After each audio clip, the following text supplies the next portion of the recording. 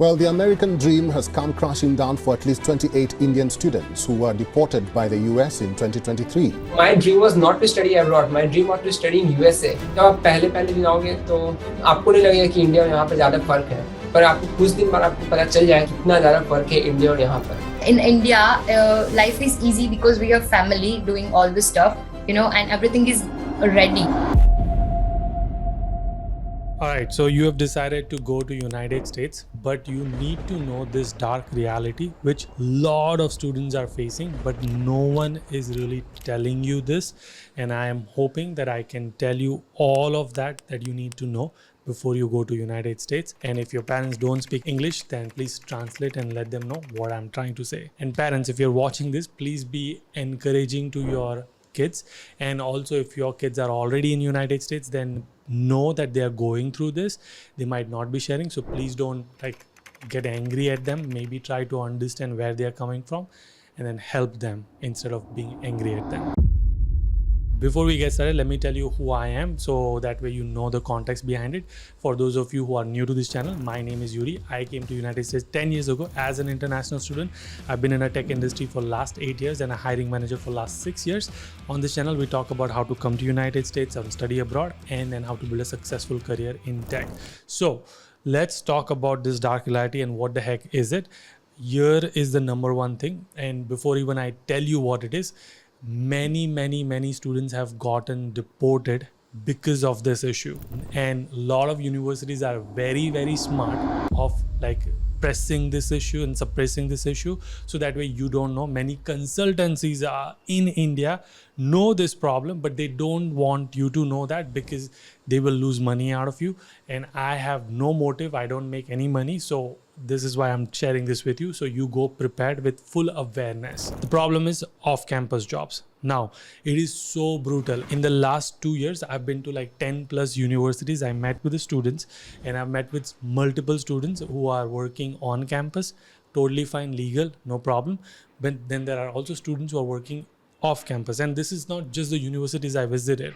I also spoke to students other than the universities that I visited who are working off campus illegally, and there are so many problems with that. Not just that it is illegal to work on off campus, but it's also life threatening. It is also the ROI of it is just doesn't make sense, and I just hope that after watching this video you go with full preparation and you understand why is it happening and how can you solve this problem. We're gonna break this video into 3 different parts. Number 1 is what is the problem, what is the root cause of this. Number 2 is what are the consequences of this problem. Number 3 is what can you do and how can you solve this problem. Let's start with the problem. Okay, so you come to United States with an expectation because your consultancies have told you this, or you have seen it online and you've got this information that you only have to take care of your tuition fees, and you will get an on-campus job, and through that on-campus job you will manage your cost of living, and you are coming with that expectation that you just have to worry about your tuition fees and cost of living is going to be taken care of. So this is the root of the problem, because I tried to dig as further as I could, and the root starts back here in your home country, the information you are given. And this is the problem with a lot of consultancies. Hear me out. The consultancies in India or anywhere else, they make a lot of money on you when they recommend you some universities, because there's a reason behind that. They make about $5,000 to $10,000 every time they send you to a university. University pays them because they are paying a portion of your fees to them. That is why they encourage you to go to certain universities. When you tell them, no, I don't want to go to, they might tell you trickily you will not be eligible for this university, you will never get an admit. If you hear these type of things from your consultants, know that they might be lying to you. There's a reason, there's an ulterior motive behind this. Regardless, problem is they are not telling you the full truth. If they are recommending you to go to certain universities, they might just say hey, the tuition fees is going to be only $40,000 or $45,000 or $50,000, And you will ask them like, what about the cost of living? And they will easily tell you like, oh, everyone gets a on-campus job and you will do part-time job, 20 hours, and you just have to do 20 hours and you make like, easily $1,000-$1,500 and you can cover your cost of living. This is where the main problem starts, and it makes me so angry. I'm trying not to be angry on this video because I genuinely want to explain you how this all works, but don't just blindly listen to this. There is no such guarantee that you will get an on-campus job, because especially if you go to universities like UTD and NU Boston, there's like 5,000 plus students who come to UTD every single year. It is crazy to believe that you will get, out of 5,000, you will see the vlog and campus tour and everything that will come out and podcast will come out. 70 to 80 students gets on-campus job. Rest 4,000 do not get on-campus job in the first semester or second semester. So they have to bear that expense. But that information was not given to them. They came with an expectation कि ये तो हो जाएगा, right? So the problem is now the average cost of living is what? $800 to $1,200. Again, depends on if you are in like a smaller college town. If you are in New York or Boston, it might be even more. So this really depends on where you're going. But on an average, let's take $1,000 as your monthly expense, which will include your rent plus food and everything. You land in United States, you don't get job in the first month. So first month, it's okay because you expected it. So you're like, okay, I'll take $1,000 from my parents and you will, pay it off.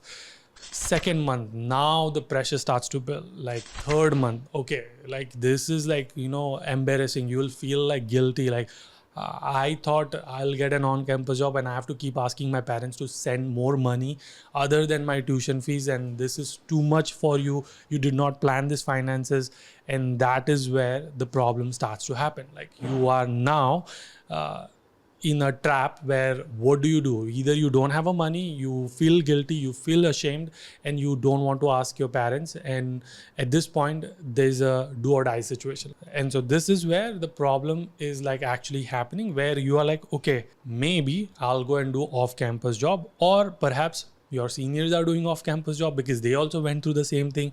Their seniors also went through the same thing, and because nothing has happened to them, they say like, "Arey, don't worry, I'll help you connect with it." And where do people work off campus? There's three main options. Number one is gas stations. Number two is restaurants. Number three is motels and hotels, which are owned typically by Indian people. Now this is where you are in a trap, because you're now considering working off campus, thinking that, okay, I'll work off campus and I will make that money. That is the dangerous slope that you are going to climb now. Okay, Yudi, but like my seniors are doing it, or my seniors told that they are doing it and no problem. Many people do it. Like, so what's the big deal? Well, there is a lot of big deal. Number one, it's illegal. You are not allowed to do it. So that's number one. Number two, like, let's talk about just life-threatening things. If you work on off campus in a gas station, a lot of crimes and robbery happen in gas station, because they go point a gun towards your head saying that give me all the cash you have in the counter, and you will most likely be the cashier. So for what? Like $10 per hour? Like you're gonna lose your life, and if you hesitate, they might shoot you. Why would you want to take a risk for that? Like that is number one thing that I am so angry at. Like people do these things and it is just not safe for you. Number two is safety. Number three is also, let's say you do work off campus, you will never get caught. There are many students who are actually getting exploited.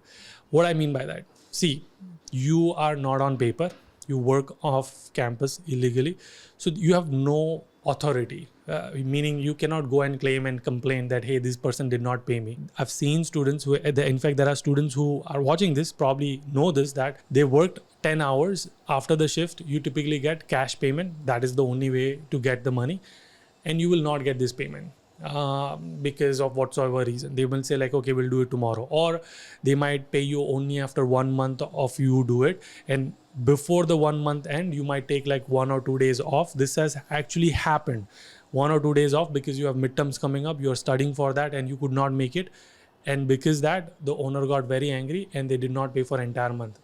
What are you gonna do? You cannot complain. What, like you absolutely cannot complain because it's not legal. You have no options. Plus, because you are working off campus, the minimum wage in California is about $16. But because you're working off campus, they will exploit you and they'll only pay you $9 to $10 per hour. And here is another worst part. Of course, life-threatening is the worst ever, but here's another thing that has happened, and this is where universities is really smart, where they somehow is able to manage their reputation. But there are many students who have gotten deported. And how does the deportation happen? Do you know? It's not that like FBI or Homeland Security is randomly doing this. No. Coming back on the airport, there is a suspicion on you for some reason. There are multiple reasons. I'll tell you in a minute. They'll check your WhatsApp. There's a conversation between you and the owner about the money and all of that. And that is how you will get caught and you will be sent back. How do they get this suspicion? Someone from your group, your roommate, your friends, your batchmate, complain to ICE, Homeland Security, saying that, hey, this person is working illegally and I know this. It is very easy to tip Homeland Security. And because they tipped it, and why would they do that? Because they are jealous. They are insecure. And I'm not kidding. This has happened. You just have to trust me, because I've heard the stories firsthand.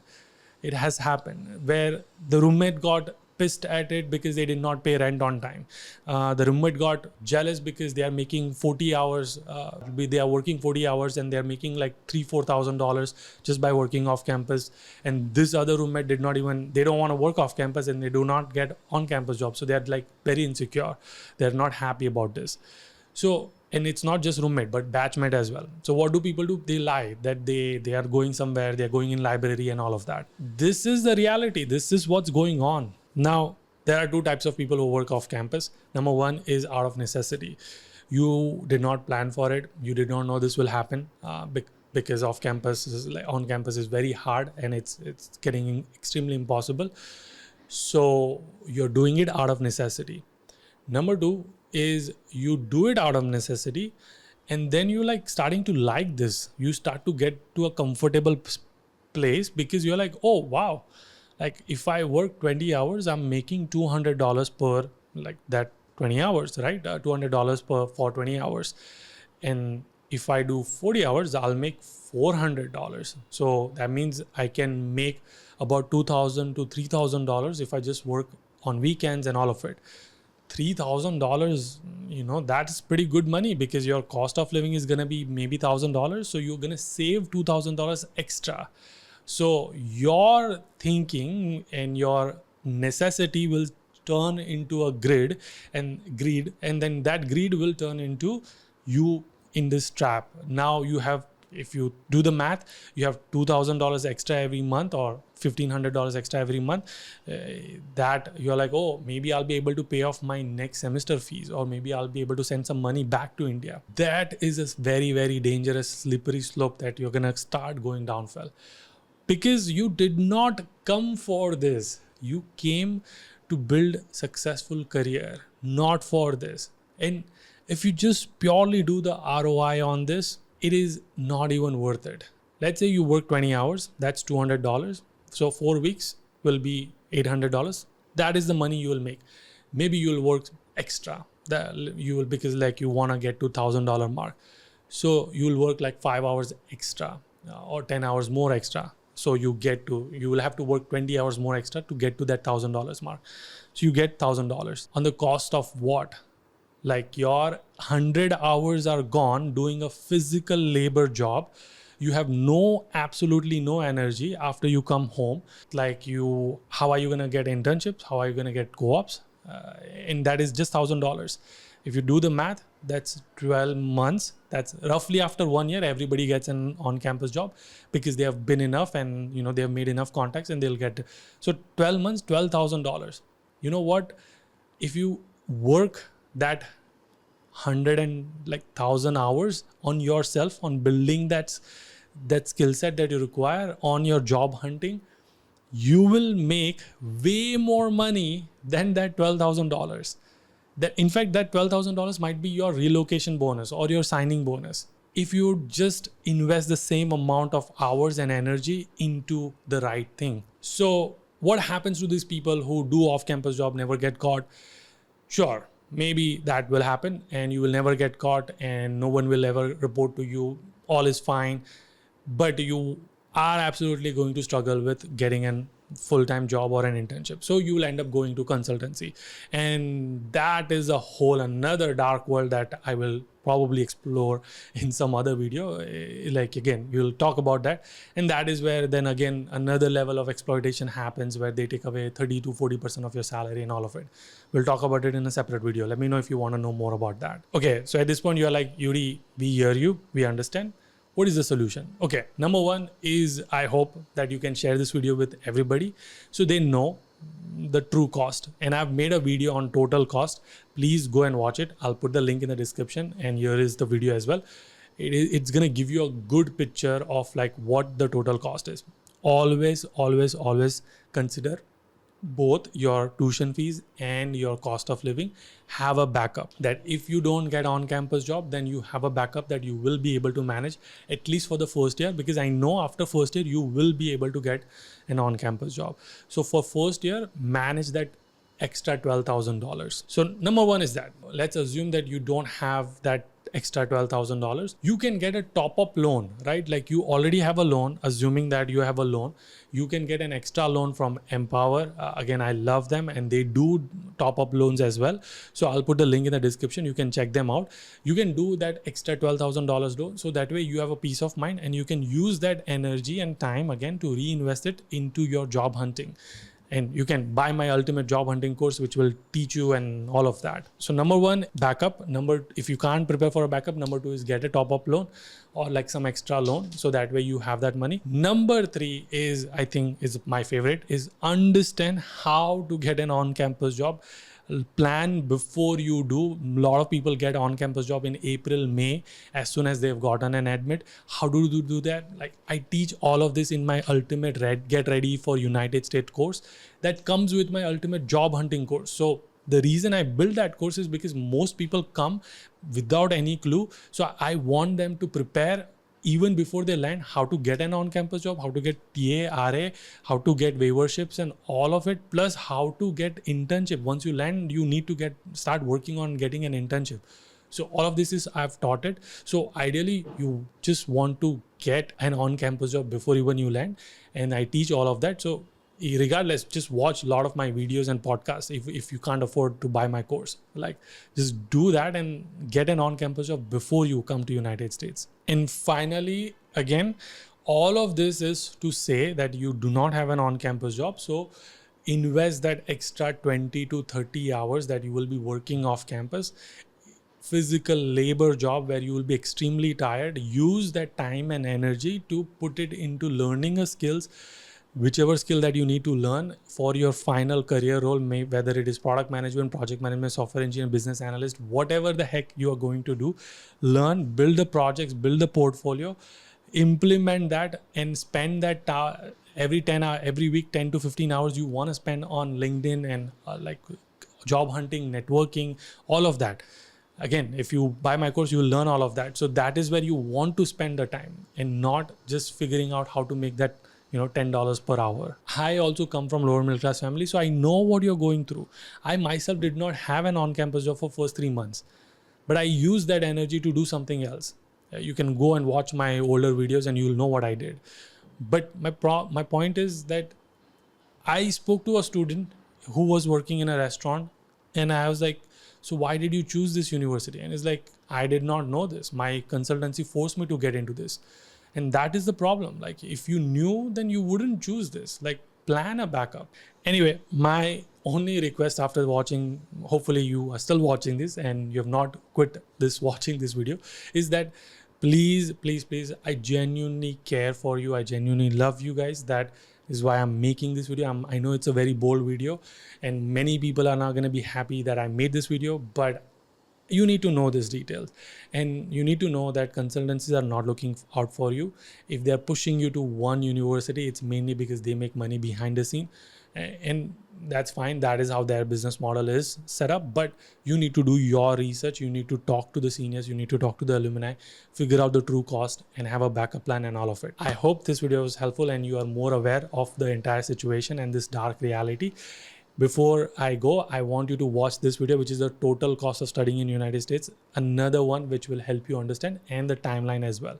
So I hope you understand all of this, and I'll see you guys in the next one. Until then, keep smiling and keep hustling. You gotta hustle every single day.